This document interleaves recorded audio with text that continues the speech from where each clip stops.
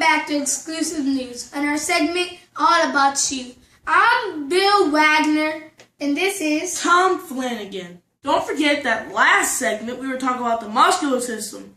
This segment we are talking about the skeletal system. I am going to list the major functions of the skeletal system. The skeleton provides the framework for the body. Bones provide the basic shape and structure for the body. What do you think we will look like if we didn't have bones? Pretty silly, right? The bones are like beams inside the buildings, and all our organs, muscles, and skins are organized around the bones, just like the walls of a building. The mandible and maxilla support the tooth. That's what Keep going. The skeleton protects the organs in the body. Bones can cover up and protect many of our major organs.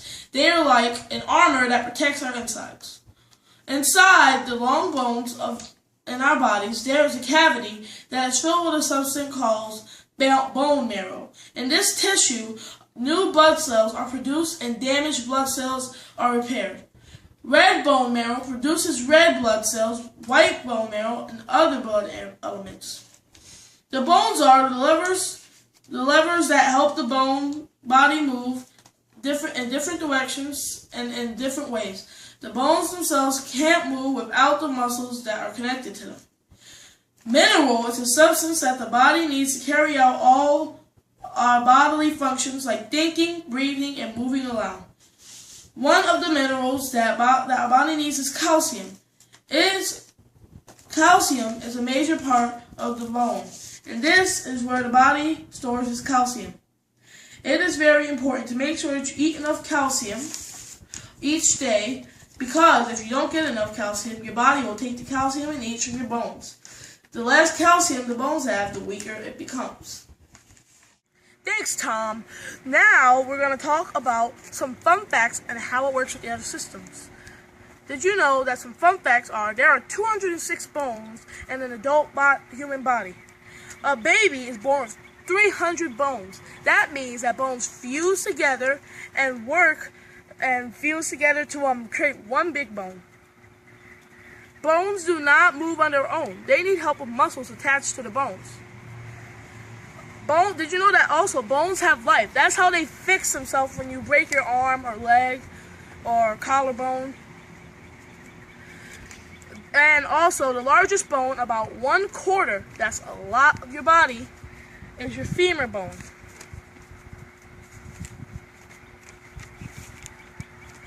Did you know that the skeletal system protects the organs on the inside, so you will not damage like your heart, your liver, your intestines? Yes. And your muscles move the skeletal system, or else you won't be able to move like your arm like this. And also, your skeletal system holds up everything else, like your skin holds up everything. This has been Wilderness Exploreness with Joe. Back to you, Tom. Now let's talk about the parts of the skeletal system.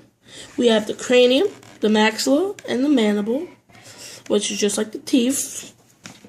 It keeps the teeth, which the teeth are actually not bones. The clavicle, which is your shoulder. The scapula, which connects your shoulder, which is right underneath your shoulder and connects your shoulder with your upper arm. The humerus, which is actually your upper arm. The radius, which is one part of your forearm. The ulna, which is another part of your forearm. The carpals, which is a part of your palm. The metacarpals, which is like, I'm going to say, like, if you look at your fingers and there's a part right in between the fingers and the actual 4 parts of the fingers. And the phalanges, which is actually your fingers. There's the ilium and the scrollum, and the sacrum, They are right around here. There's the femur, which is the longest bone in your body. The patella, which is a connection. A tibia, which is one part of your foreleg. And a fibula, another part of your foreleg. And just like the hands, these have 3 parts. This one is carpals, metacarpals, and fangines. This one is tarsals, metatarsals, and fangines. Fangines are the same thing. You have 10 of them. 1, 2, 3, 4, 5, 6, 7, 8, 9, 10 on your fingers, and 1, 2, 3, 4, 5, 6, 7, 8, 9, 10 on your toes. The tarsals is just like your palm, except for it's like also like your ankle. Like that's the tarsals. The